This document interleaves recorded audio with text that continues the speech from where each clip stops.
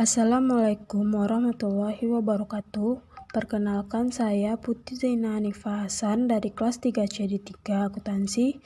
Saya akan melakukan presentasi dengan judul Perhitungan Harga Pokok Produksi pada Bengkel Las Parmato dengan metode Job Order Costing.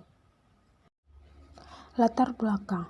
Kondisi saat ini yaitu pandemi COVID-19 berdampak terhadap aktivitas perusahaan baik pada perusahaan kecil, menengah maupun besar. Hal ini membuat para pengusaha atau perusahaan kehilangan banyak pelanggan maupun karyawan karena adanya berbagai pembatasan yang diberlakukan oleh pemerintah. Pembatasan tersebut yang menyebabkan banyak perusahaan mengalami penurunan tingkat penjualan sehingga berpengaruh terhadap aktivitas perusahaan dan juga sulit bagi pengusaha industri tersebut untuk mendapatkan laba yang optimal. Perusahaan UMKM di Kecamatan Lintau Bu Utara, salah satunya yaitu Bengkel Las Parmato yang beralamat di Jalan Raya Lubuk Jantan, Kecamatan Lintau Bu Utara, Kabupaten Tanah Datar, Sumatera Barat, yaitu Bengkel Las Parmato yang bergerak di bidang manufaktur dengan memproduksi berbagai macam besi yang dirakit seperti balkon, pagar, teralis, kanopi, dan lainnya. Namun, Bengkel Las Parmato belum menerapkan pencatatan atau pembukuan, pengklasifikasian biaya, dan perhitungan harga pokok produksi secara sistematis akuntansi yang memadai. Berdasarkan hal tersebut, maka saya tertarik untuk membahas kasus tersebut dalam tugas akhir dengan judul Perhitungan Harga Pokok Produksi dengan metode Job Order Costing pada Bengkel Las Parmato. Rumusan masalah. Berdasarkan uraian latar belakang yang telah dikemukakan, maka permasalahan dalam penelitian itu yaitu 1. Apa saja komponen dan klasifikasi biaya yang terdapat, dan 2. Bagaimana perhitungan HPP yang benar sesuai dengan standar perhitungan HPP. Maka dapat tujuan penelitian yaitu untuk mengetahui komponen dan klasifikasi biaya yang terdapat pada Bengkel Las Parmato. Yang kedua, untuk mengetahui bagaimana perhitungan harga pokok produksi yang benar sesuai dengan standar perhitungan harga pokok produksi. Adapun manfaat dari penelitian yaitu bagi penulis dapat mengimplementasikan pengetahuan dan keterampilan untuk menghitung harga pokok produksi dengan metode Job Order Costing.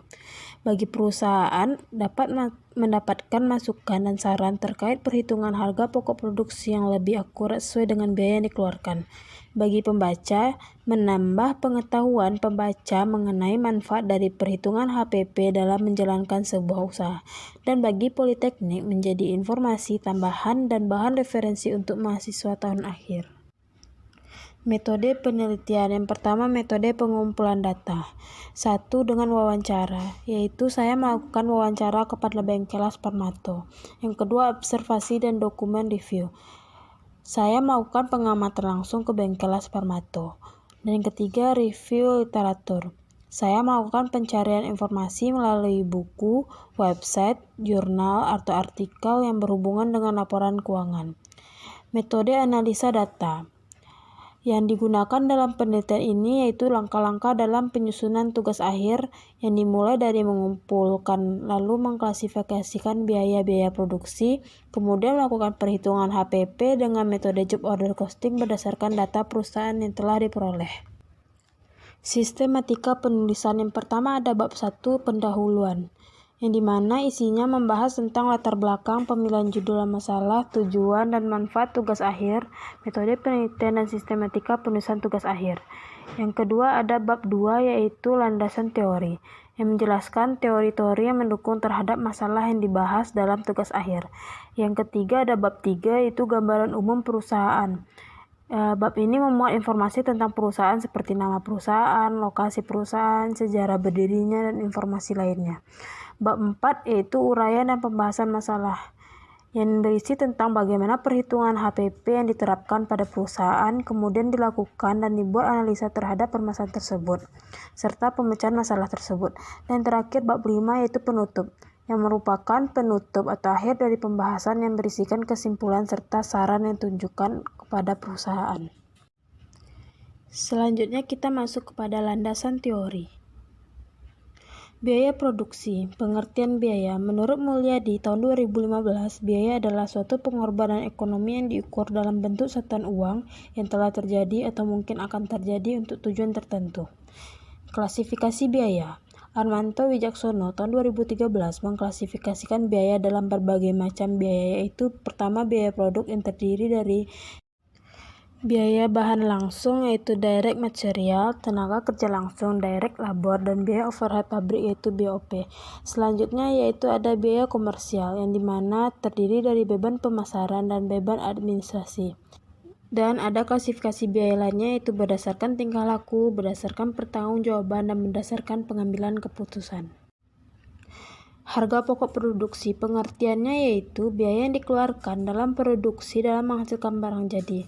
Unsur-unsur dari harga pokok produksi yang pertama ada biaya bahan baku, yang dimana timbul karena adanya pemakaian bahan baku. Yang kedua adanya biaya tenaga kerja langsung, timbul akibat adanya pemakaian tenaga kerja langsung yang dipergunakan untuk mengolah bahan menjadi bahan jadi. Yang ketiga yaitu biaya overhead pabrik atau BOP, yang dimana timbul karena adanya pemakaian fasilitas untuk mengolah barang berupa mesin, alat-alat, tempat kerja, dan kemudahan lainnya.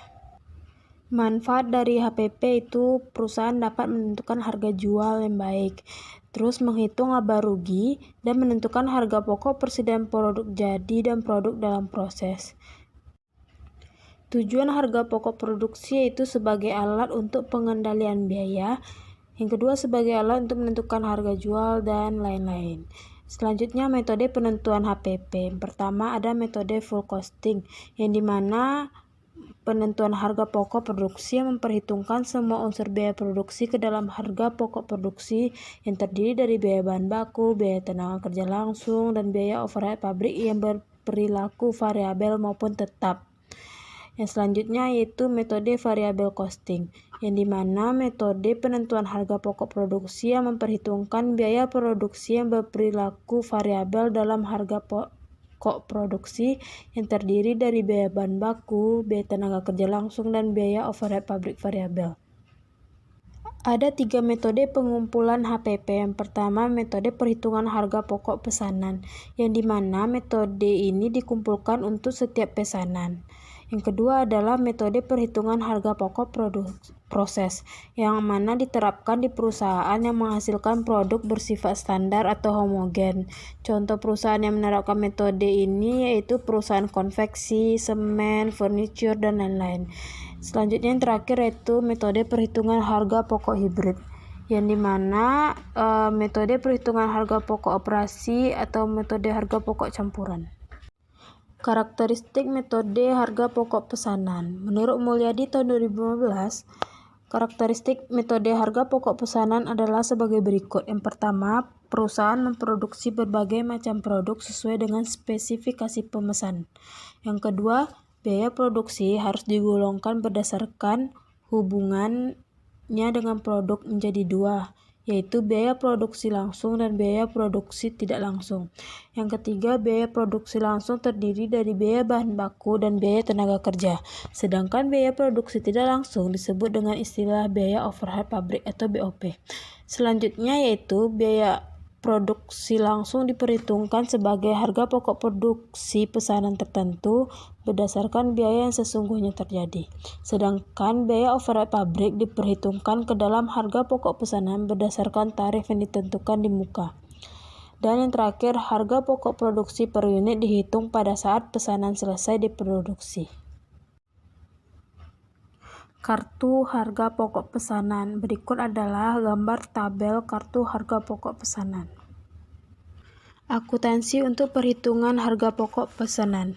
Perhitungan harga pokok pesanan membebankan biaya bahan baku langsung dan biaya tenaga kerja langsung ke pesanan berdasarkan biaya sesungguhnya. Hal ini dikarenakan biaya bahan baku langsung dan biaya tenaga kerja langsung merupakan biaya langsung produk. Ada metode harga pokok pesanan yang akan dijelaskan menurut riwayat di 2016, yaitu akuntansi untuk biaya bahan baku langsung. Yang kedua, akuntansi untuk biaya tenaga kerja langsung. Yang ketiga, ada akuntansi untuk biaya overhead pabrik. Dan yang keempat, ada akuntansi untuk barang jadi. Dan yang kelima, ada akuntansi untuk harga pokok penjualan. Laporan profitabilitas pesanan. Laporan ini digunakan untuk analisis profitabilitas pesanan karena dengan adanya ini akan dapat diketahui pesanan yang paling menguntungkan dan pesanan yang tidak menguntungkan, sehingga manajemen dapat memutuskan jenis pesanan yang tetap harus diproduksi serta mencari penyebab dan upaya-upaya pengurangan biaya untuk pesanan yang tidak menguntungkan.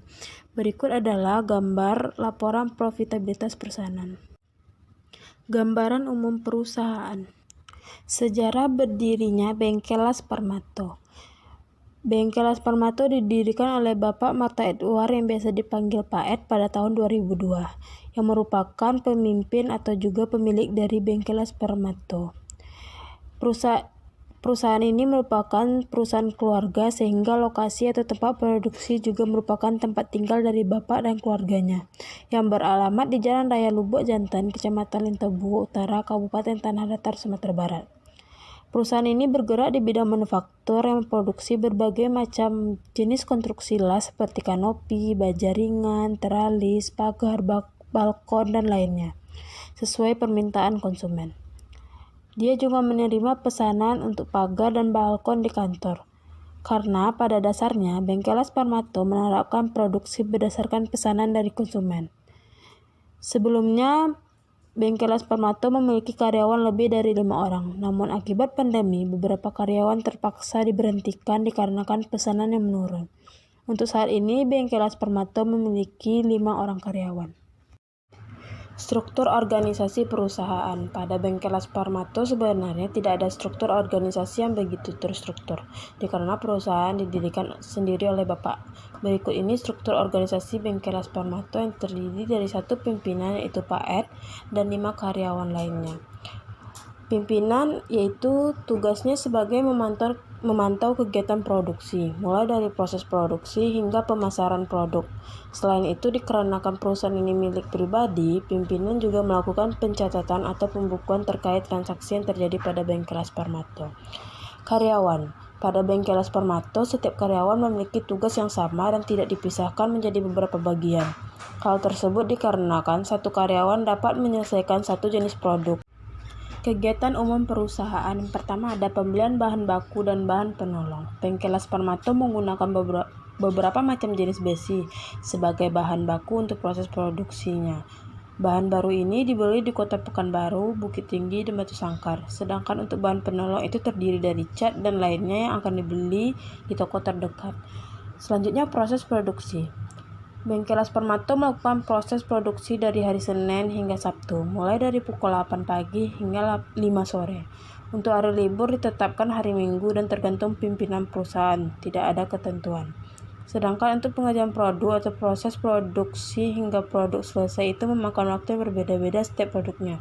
Misalkan untuk pengerjaan satu pagar dibutuhkan 1-2 hari dikerjakan oleh satu karyawan, dan mungkin untuk seharinya Bengkelas Parmato bisa menyelesaikan 1-2 pagar. Yang selanjutnya itu penjualan. Penjualan yang terjadi pada Bengkelas Parmato berupa pesanan dari konsumen yang datang langsung ke tempat Bengkelas Parmato atau bisa menghubungi Bapak. Penjualan yang terjadi pada Bengkelas Parmato ini sudah cukup luas, yaitu sekitar daerah Semankoto dan di luarnya. Berdasarkan wawancara, harga produk yang dijual oleh Bengkelas Parmato itu tergantung pada ukuran produk, jenis produk, kualitas dari bahan baku, dan kesulitan dalam pembuatannya. Setiap ukuran teralis, pagar, balkon, dan kanopi berbeda-beda harga jualnya. Berikut ini kisaran harga yang telah ditetapkan oleh Bengkelas Parmato. Namun harga ini akan berubah sesuai dengan ukuran atau keinginan konsumen. Penggajian. Bengkelas Parmato memiliki 5 orang karyawan yang penggajiannya dibayarkan dengan sistem harian, yaitu upah yang dibayarkan kepada karyawan setiap akhir minggunya. Berdasarkan wawancara, upah untuk karyawan telah ditetapkan berdasarkan skill karyawan dalam mengerjakan pengelasan dengan kisaran 125.000 hingga 150.000 per harinya. Yang terakhir yaitu kondisi perusahaan saat ini. Pada saat pandemi COVID-19 ini, hasil wawancara kepada Bapak bahwa Bengkelas Parmato masih memproduksi seperti biasanya. Hanya saja jumlah pesanan terkadang cukup menurun sehingga mempengaruhi kepada jumlah karyawan yang sebelum pandemi, yaitu memiliki lebih dari 5 karyawan. Di kondisi seperti sekarang ini, Bengkelas Parmato mendapatkan penghasilan setiap bulannya 20 juta hingga 30 juta. Hingga saat ini juga Bengkelas Parmato masih berada di tempat awal didirikan dan masih dipimpin oleh Bapak Ed. Berdasarkan wawancara, pembukuan yang dilakukan oleh Bapak Ed masih menggunakan pencatatan yang manual dan sederhana. Pesanan dari konsumen dicatat melalui bon atau faktur, dan pengeluaran lainnya hanya dicatat dengan pembukuan yang sederhana. Sehingga untuk penentuan harga pokok produksi pun perusahaan belum melakukan dengan perhitungan setiap biaya yang dikeluarkan. Ini adalah beberapa dokumentasi yang saya ambil di saat melakukan observasi ke lokasi Bengkelas Permato. Sekian presentasi dari saya ucapkan terima kasih. Assalamualaikum warahmatullahi wabarakatuh.